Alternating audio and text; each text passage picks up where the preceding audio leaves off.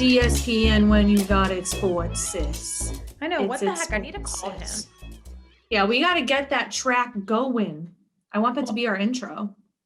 The clip. We just need the clip. Just the clip. Yeah, exactly. Of who needs ESPN when you've got it sports, sis. It's sports, sis. It's just sports, sis.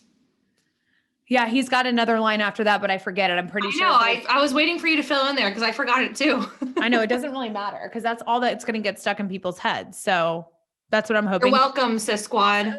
In other news, I'm going to a bachelorette party this weekend with 15 girls. I have not met a single soul that's going. I want to come. Right? I'm like, you know what? Michael was like, just don't go. It's not that big of a deal. I'm like, but the thing is I'm in the bridal party. I have to go. I want to go and I want to celebrate Taylor because she's the only girl I know there. And you know what? I'll just have to make some friends. And if I don't make some friends, I'll just drink beer and hang out in the hot tub. And call me. Where are you guys going? We're going to Lake Anna. So it's only like a 2-hour drive. It's super easy. And the house is legit. I mean, you can imagine we rented this huge Airbnb because it had to fit 15 girls. We're all getting COVID tested because I told her, learn from us. Don't go on a big super spreader event without testing everybody first. So that way, you just don't have to worry about it, especially with your wedding coming up. When are you guys going? Friday. So I'm going up Friday night and then coming back Sunday morning. Okay. It's only like a weekend. Who's planning what? Do you guys have the whole weekend planned out? I feel horrible for the girl that's planning it. Her name is Emily and she is so sweet. I've spoken to her a couple times because I was like, hey, Emily, I sent her a private text. I was like, so I know we're in this group chat, but I don't know a single soul that's going and I'm probably not going to get there until Friday night. So I don't know if there's sleeping arrangements, but I don't want to have to be like, hey, Karen, nice to meet you. I'm going to be sleeping next to you tonight, So Scoot over, Karen. A nice little, just a little aside. I like to snuggle. So I apologize if you wake up and I'm spider monkeyed onto you because that's exactly. I told Emily that. I was like, I feel like I would make somebody uncomfortable if I was like, hey, it's nice to meet you. Can you scoot over? Because I'm sleeping right next to you. And by the way, I like to snuggle. I drool. I wear a mouth guard. I look like Medusa. I wear oversized clothing and I really like to snuggle. So if that doesn't sound like your ideal bedmate, then skedaddle, Karen. She was like, Christine, I got you. She's getting there, I think around like noon on Friday. So she's going to snag me a bed in the same room as her. Oh, so, Emily, I love you. I know, already. But I don't know what a party. Doing. So fun. And you know who else is going to be partying this weekend, Christine? Ew. Dak Prescott, because they finally paid the man and nobody knows how to keep us on the edge of our seats quite like the Dallas Cowboys in the NFL, making us wait and wait and wait and wait and wait for them to come out with this Dak Prescott contract. Yes. And to your point, like no one knows how to spice up a Tuesday in March quite like the NFL. On most Tuesdays during the off season, Sarah, I like to take a nap after work and obviously now record our podcast. But there's no time for that today because today was the deadline for NFL teams to use their franchise tag.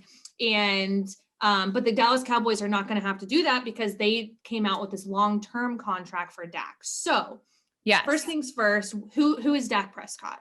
Yeah, so Dak Prescott is the quarterback for the Dallas Cowboys. He was had the franchise tag from the Dallas Cowboys in the 2020 season and got really hurt just a few weeks into the season. So if you guys remember, I did a whole spiel on our Instagram story about what Dak's getting hurt really meant and how it was such a blow to him because he had not signed a long-term contract with the Cowboys because they'd only franchise tagged him for 1 year. And if you don't know what the franchise tag is, go watch our Instagram. We did a highlight on it on the analogy of The Bachelor compared to a franchise tag. So basically it's a team not really caring about the money because you pay a franchise tag higher, but not wanting to commit long-term to a player. So they give them a franchise tag, or in the Brett Bachelor's case, a rose, and they're saying, I don't want to commit to you for forever. But here's our one rose that we have. We're going to give it to you, and we're going to give you at least a year to prove yourself to see if we want to sign you onto a major contract next year. So right. But in my opinion, I mean, I had a feeling they weren't going to franchise tag him just because they knew that they wanted him. So do you know why it took them so long to come up with this deal? Like, they waited until the very last second to finally come out. Well, and I say, think it was kind of a, everybody was unsure whether the Dallas Cowboys, okay, so the Dallas Cowboys could have franchise tag Dak again. Yeah, because you can get franchise tagged up to like 3 times, right? Up to 3 times. That's right. So if you can imagine going through what Dak Prescott went through last year, ruining his ankle, right? And then not knowing what his future held, and then coming back, getting healthy. And then the Dallas Cowboys say, again, we're not willing to commit to you for a long term. We're going to give you this franchise tag for 1 more year. See if you can prove yourself. But the reason why I think they didn't do that is because they know that Dak is worth a long-term contract, that I'm sure they've been following his recovery from his ankle, and they know that he's going to be worth their investment for the next 4 years. So yeah. What was your question? That was it. Why did it take so long to come up with a deal? But I think because they were definitely weighing of whether they wanted to give him the franchise tag or sign him to a longer contract. Yeah. But I also think they were working with Dak and his agent to kind of figure out, okay, what's going to not just be best for Dak, but what can Dak do to better the team as well? So they work together, which is such a relief to hear, because there's been so much beef between quarterbacks and their teams recently that hearing, with Russell Wilson and the Seattle Seahawks and Deshaun Watson and the Houston Texans, it's like, and Carson Wentz and the Philadelphia Eagles, obviously, he got traded and he's not going to be there anymore. So to hear a quarterback wanting to invest their time, but also make sure that the contract doesn't just benefit them, but benefits his team to become a better team, says a lot about Dak Prescott and what kind of player he is. Yep. And I think it's the positivity that we needed to hear in the sports world, because to your point, there has just been so much like drama between the quarterbacks and their teams. It was nice to hear a cordial agreement being made. Yes. And not just cordial, but boy, is he about to make some freaking money. So what are the details of his deal? Yeah. So he signed a 4-year, $160 million, $126 million guaranteed contract with the Dallas Cowboys. So $66 million of that is a signing bonus. But if you... And I'm going to stop you. Sorry. So, but that was a huge deal, right? So $160 million, $126 million guaranteed. So that breaks down to about $33 million per year. But and he's got a $66 million signing bonus, but only $22 million of that is going towards the cap. Yes. So how did they do that? It's because they split the signing bonus by 5 years. I think all that you guys need to know is Dak is getting paid, but he's going to get paid over 4 years. And and the Dallas Cowboys and him were able to work it out so that only a small percentage of that very large contract and signing bonus is hitting the 2021 cap, that salary cap that we talk about all the time, which they haven't officially come out with yet. I think it's going to be around 180 million. And what that is saying is obviously Dak is still getting paid, right? But what he's doing is he's allowing the Dallas Cowboys to go into the draft, into free agency, into that period of when, we can look at the Dallas Cowboys can look at all of the other teams' free agents, the ones that have been released, and say, we have the money in our salary cap to pick up the creme de la creme of what Dak Prescott and the Dallas Cowboys need to make them a Super Bowl contending team. Right. Okay. And the 66 million, is it all at once? Like he signs this contract and he gets it all at once? No, so Be- they Because split it that's the biggest signing bonus in the ever. history of the NFL. Yes, which was, what'd you say, $66 million. Yep, that's the signing bonus. So in order to be sure that Dak doesn't basically screw the Cowboys over, and so that they can't draft anybody who's worth a damn, he agreed to splitting this signing bonus out over 5 years so that only $13.2 million per year is hitting the cap. And then his first year is only $9 million. So only around $22 million of this mega contract is hitting the salary cap. So it's really like I said, it's benefiting both players or both. Yeah. It's benefiting both the team and the players so that the Dallas Cowboys have more flexibility to pick up, tenured players with large contracts. But Dak Prescott is obviously still getting paid. So, oh yeah, he's definitely not going to qualify for the stimulus check that's about to be put back out. Right. And way to work through it, Dak. Way to work through it. The Cowboys, like I said, everybody's like, what's been going on? They've been so quiet. It's because they've been working in a professional manner. Like all these teams who were leaking, drama to the press and they've got something to talk about. The Dallas Cowboys met with Dak Prescott and they kept it hush hush. And it was just a meeting between two people and them saying, Dak saying, I want the Dallas Cowboys to have a long and healthy shot at going to the Super Bowl. And in order to do that, I, want you guys to have the flexibility to pick up big players, but at the same time, I want to get paid. And Dallas was saying, thank you for this flexibility. We want to pay you. We want to extend you. So that's how the relationship is supposed to work. So again, kudos to Dak and the Cowboys. And to your point too, I mean, they're working as a partnership. So he wasn't even the biggest filler of their cap space. And if they decided to franchise tag him, it would have been 37 million. So really it's a win-win for both parties. Good. Well, I hope that they are a Super Bowl contender, not just for Dak, not just for the Dallas Cowboys, but also for Michael, your husband, because he is such a huge Dallas Cowboys fan, Christine. But speaking of Super Bowls and championships, the NCAA tournament is coming up and we have everything and then some that you guys need to know about the NCAA tournament, also known as March Madness. So March Madness is such a fun time. Everyone fills out their brackets. And for those of you that don't know, I do think that we should start from the beginning and just kind of go over what it even is. Like, what is it? How did it come about? Yes. Why is it called March Madness? Yes. Okay. So March Madness is the NCAA tournament. The NCAA tournament is March Madness. So it is the women and men's college basketball championship tournament.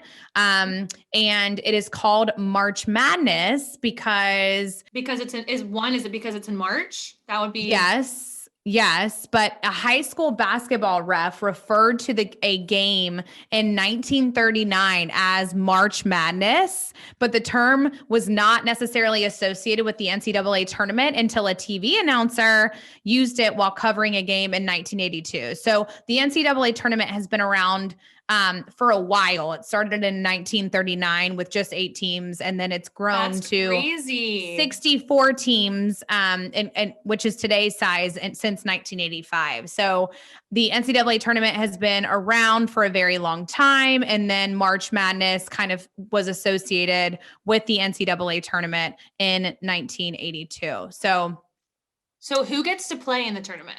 Yeah. So good question. This year is a little bit different. There are 31 conferences, D1 conferences across the United States in basketball, right? What's D1? Division 1. Okay. Yes. So there's like Division 1 schools, Division 2 schools, Division 3 schools. So all the teams that play in March Madness are D1 schools. D1 schools. So this year is a little bit different. There are 32 Division 1 college basketball conferences across the United States. 32 or 31? There are 32.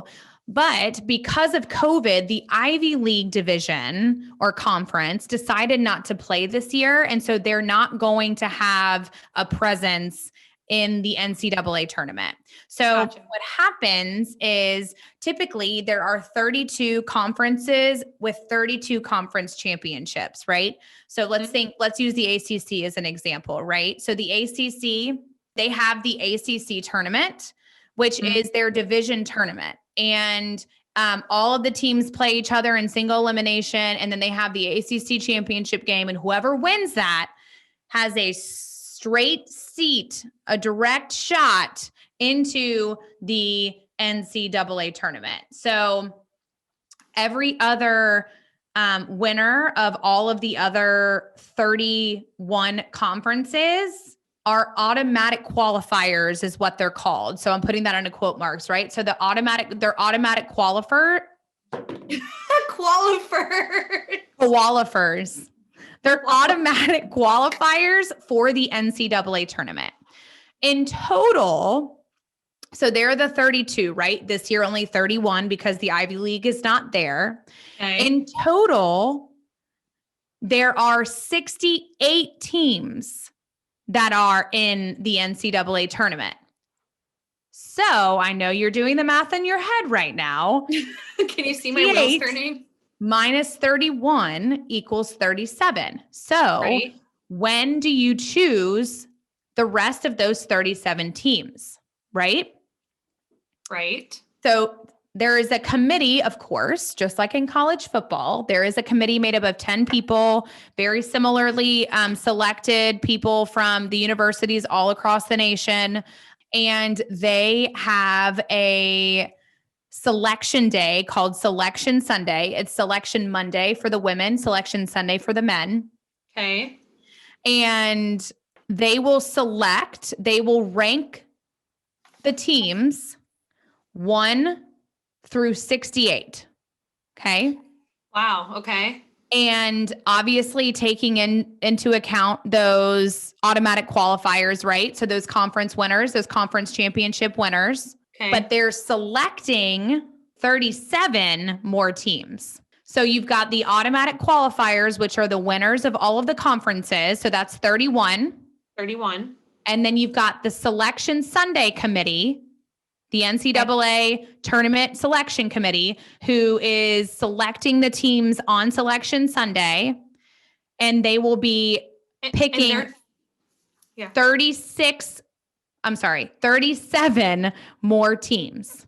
So you've got the 31. 31 because it's because of COVID. Normally it's 32, but yes. So you got the 31 that are automatically qualified, and then you have the 37 that are selected by the committee are selecting to play in the tournament as well. Correct.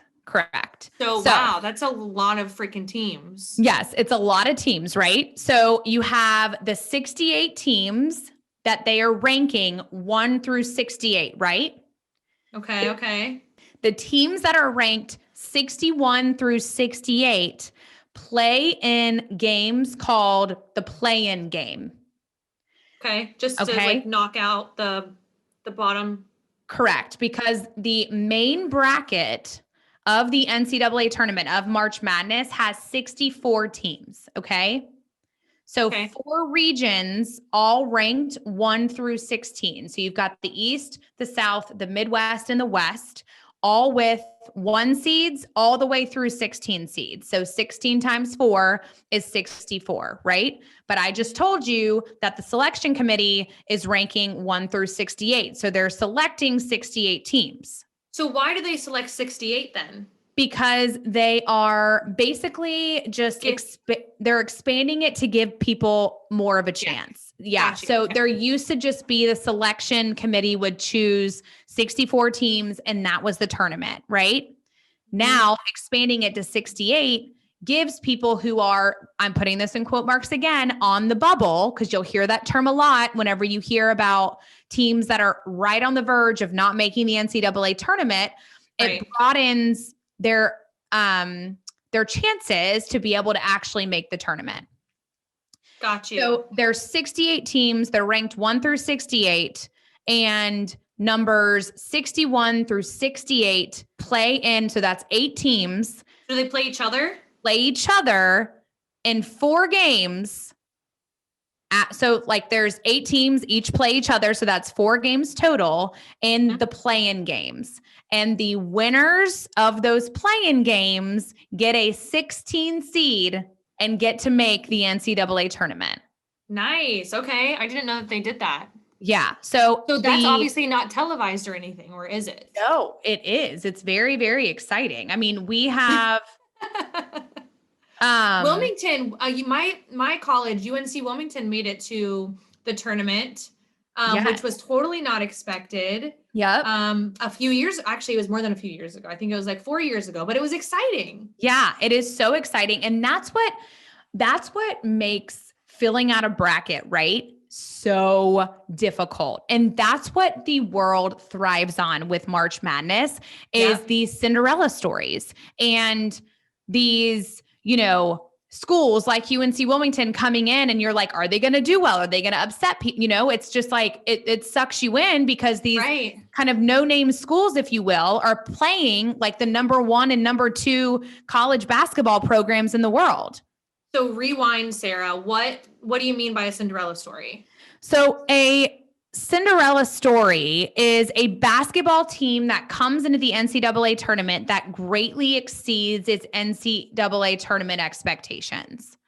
So, okay. So like if UNC Wilmington, like I just said, went into the tournament and just so happened to beat, and get to the top 16, that would be a Cinderella story. Yes. Or, oh my gosh, Davidson. Yes. Oh, Steph Curry. So that's right, Sarah. Steph Curry played for Davidson in 2008, I believe, and they were ranked 10 and made it to the Elite 8. Yes. So that would be another good example of a Cinderella they were story. ranked 10th in their region. So you guys have to remember, right? These are out of 68. So you would think, number 10 could have been like numbers 1 through 4 are all number 1s. Number 5 through 8 are all number 2s. Number 9. So, as you go on, Davidson was ranked in the high 40s, low 50s. Yeah. Really low. Really low. So, you hear they're ranked 10th and that's not like, something that's pretty good to think about. It's not a top 25 in the nation. This is like, they're out of 68. That's probably, 10, they were ranked right around like 40th. So in the lower tier of all of the NCAA teams that were in the tournament that year. Mm-hmm. And how they made it through what? They made it to the Elite 8. Okay. Yeah. They made it to the Elite 8. And I'll never forget this because Davidson. Okay. So first of all, Christina and I's dad went to Davidson, right? And I think we brought up the Curry family on every single one of our episodes. I think we do too. The Currys, Steph Curry went to Davidson and played college basketball there. And I think the story is, this is a little bit of tea, that Del Curry, his dad, went to Virginia Tech, right? And played on Virginia Tech's basketball team. And called Seth Greenberg, who was the coach at the time in 2008, and said, my son's coming out of Charlotte Christian, and I really would like for him to be a Hokie. Well, Seth Greenberg didn't think that Seth Curry was good enough. Oh, shoot. So insert Davidson. Wow. Steph Curry goes to Davidson, blows the program up, kills it, takes his team to the Elite 8. And I'll remember this forever. Davidson flew all of their students, because it's such a small school, all of their students to the Sweet 16 and the Elite 8 to watch Davidson play. So what does that mean? I would guess that the Sweet 16 would be the final 16 teams in the tournament. That's correct. Okay. And then the Elite 8 would be 8 left. The final 8. And then the final 4 is the 4 team. And then the national championship game is obviously the final 2. So you start with 64. The reason why the Sweet 16, the Elite 8, and the final 4 are named is because you have played so much basketball and done an amazing job to beat all of the teams that you've been able to beat when you were playing in a 64 team bracket, that you've gotten all the way down to the Sweet 16. It deserves its own name. It definitely has a lot of hype around it. It's at a prime time, so it's not during the day like you'll see a lot of these games being played. So yes, you'll hear a lot about the Sweet 16, the Elite Eight, the Final Four, and then the national championship game, because those are like the biggest games in your bracket. When do you start filling out the bracket then? Is it at the Elite 16? You mean the Sweet 16? The Sweet 16? No. So you fill out your bracket. You actually have a really short window that you can fill out your bracket. Okay. So, and I think it's so important to fill out brackets, even if you're not huge sports fans, Sis Squad, because it makes it so much fun to watch these games. It does. Even if you just pull up, even if you look at, okay, so back to my question, and then we can talk about brackets. So Selection Sunday is on March 14th. All right. So that's soon. That's in 7 days. This coming Sunday. And then Selection Monday for the girls tournament is on the 15th. So the day after. And the first play-in game is on March 18th. Okay. So March 18th is the very first day that we can watch March Madness. Yes, because those are the play-in games. Those teams that are ranked 61 through 68 are going to be playing in the very first play-in game on March 18th. So they're not part of the bracket, right? Only the 64 are part of the bracket. Some will have the play-in games at the top. Yeah. But to your point, the main bracket is of 64, the 64 teams. So yeah. We got to do some sort of fun thing for the Squad. Let's do a bracket part. Or I don't know how do you do what would you do for a bracket? We'll figure it out. We'll figure something out. We'll put it on the story. See if people want to do it. I think people will be kind of nervous about filling out a bracket, but it's so fun. Even honestly, I would just back whenever I fill them out religiously every year, but a lot of the times if I have no idea, I go off based off what colors I like more. Christine, literally, you can be like, yeah, my grandma Joe's second cousin's son's brother went to Loyola of Chicago, and I like their maroon color, so I'm going to pick that. Like exactly. Or I've never been to Nebraska, so I'm going to go ahead and choose Nebraska because I don't know. I want to go. Right. So you have a short window of when you can fill it out. So obviously it's after Selection Sunday and immediately following those play-in games so that we know who the core 64 teams are going to be. But don't let it intimidate you. You don't even have to do any research. You can pick the names that you like better. You'll have the rankings of all of the teams and all of the regions that they're in.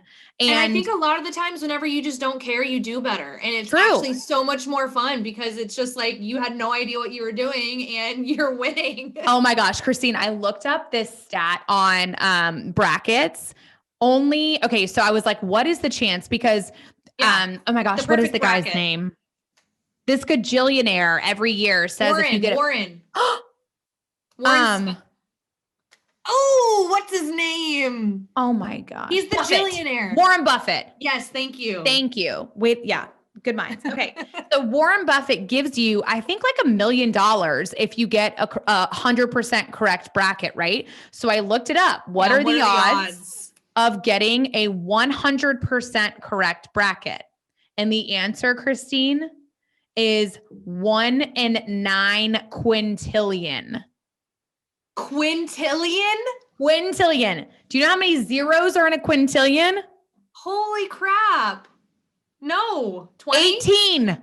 Oh my God. That's insane. This has to be our segment. We've got to see and then Katie, we need to overlay. Show us what a quintillion is. 9 and then put the 18 zeros after the 9 and just show you guys just how small the odds are that you'll get a perfect bracket, but it just makes it so much more fun. You pay attention to more and you'll want to cheer for the team, obviously, that you pick. So we're going to do something with brackets. We don't know what yet, but we're going to do something.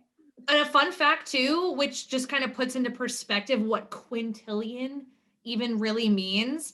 I heard this fun fact like a long time ago and it stuck with me because I thought it was so crazy. So the difference between a millionaire and a billionaire, right? So I'll put it in seconds. So 1,000,000 seconds is 12 days. 1,000,000,000 seconds is 31 years. And 1,000,000,000,000 seconds is 31,600 years. So that's just 1,000,000,000,000 is almost 32,000 years. I mean, just think quintillion and 9 quintillion at that. 9 quintillion is Isn't that crazy? 1 in 9 quintillion is the chances that you will select a perfect bracket. So don't let your significant other, your girlfriend, your boyfriend, your brother, your sister, your mom, your dad be like, you know nothing about NCAA basketball. Guess what? You pick a bracket and guaranteed, even if you know less than said person who's giving you crap about it, you will do better on your bracket and you will enjoy the tournament so much more if you fill one out. Yes, you have to fill one out, Sis Squad. You've got to. It makes it so much more fun. But I'm pretty sure that covers everything with March Madness that we wanted to cover. And so we're going to navigate towards the end of the pod here. And usually we do Who You Got, but instead we're going to now cycle through 4 different segments that we think will be fun for the end of the podcast. And this time is going to be sports trivia between Sarah and I. So I'm going to ask Sarah 3 questions. She's going to ask me 3 questions. Whoever gets the best out of 3 wins. Yes, perfect. I just want to preface this that I chose extremely, extremely easy questions, Sarah. You say that, and now I'm probably going to get them wrong. You're right. I shouldn't say that. I mean, I chose simple questions for the startup trivia because I was like, you know what, we'll start out easy. I promise you're going to get them. We'll see. All right, go. First question. What does NBA stand for? The National Basketball Association. Ding, ding, ding, ding. Yay. That was really easy. I told you. All right. I'm going to make it a little harder. Ready? Yep. What color are the goalposts in football? Yellow. Dang it. All right. Last but not least, what is the name of the course that the Masters Golf Tournament is played on? Augusta National. Yep.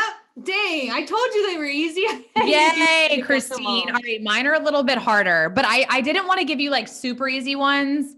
So I'm just nicer than you. About this one. How many yards is the penalty of defensive holding in the National Football League? Defensive holding. It's 5. 5 or it's 5. Okay, I was gonna say, where is it 10? It's 5. But 2 + 2 = 5. No, it's 5, but it's an automatic first down. So it's like a huge penalty when the defense holds. Because even if they need 10 yards to get the first down, if they defensive hold, it's 5 yards and an automatic first down. So a reset. Can you do like a quick description of even like what a hold even means? Usually what you'll see is, it's on a receiver and it is like, it's not pass interference. So it's not happening within the like path of a ball coming into the receiver and the defender interfering with that reception. But it's usually when the receiver is on the way to get the ball and the defender is trying to slow them down. So they grab onto them and kind of throw them off their route. Yeah. So you're not allowed to put your hands on them per se and interfere with them catching the ball. You can't hold them. Right. To hold them back from being able to get there. Correct. Yeah. So if you're going to knock them off their path, you have to defend them. Don't get me wrong. There's definitely some touching and heavy petting going on. Don't get me wrong. Heavy petting. But you can't grab onto somebody and say, I'm going to completely throw you off your route and like throw you onto the ground, because that would be a hold. That's what all the defenders would do if they could do it. That's not really a short explanation, but I did my best. Yes. No, that was a good explanation. Okay. All right. Ding, ding, ding. I got that one right, baby. You did. All right. Which team's helmet does not have a logo? Oh, cheese and rice. I think I know. You know. Because their helmet is brown and orange. Who is it? Oh my God, the Browns. Yes! The Browns! The ugliest colors in the NFL, in my opinion. And they have no logo on their helmet. It's Yeah, crazy. the ugliest helmets. It's like their logo is a helmet, I'm pretty sure. So their helmet doesn't have a helmet on it. It's just the colors. That's true. Yeah. That's Good a good job, point. Christine. Ding, ding, ding. Okay. Last but not least, which team is the youngest franchise, meaning their team was founded the very last in the NFL? Oh. You Well, know this. The Las Vegas Raiders are the newest team. But they were transitioned. That's not like the newest franchise. Yeah. They were an old franchise that just transitioned where they to Las Vegas. Yes. Okay, I think I may know this. They were founded they were founded the very latest. Is it the Jaguars? No, but close. Dang it! I have no idea then. It's the Houston Texans. Oh, Deshaun Watson. Yes, it's such a new team. It was like 2005, I'm pretty sure. The Carolina Panthers were in that running too. It was like the Carolina Panthers, the Jacksonville Jaguars, but the Houston Texans were definitely the youngest one. So, well, there you go. There you go. That ever again. Learn something new every day. Learn something new every day. All right, Sis Squad. Well, that wraps up this episode of It's Sports Is. Thank you for tuning in. We love you guys. Make sure to subscribe to our podcast, follow us on Instagram, and we'll see you next week. Bye. Toodaloo.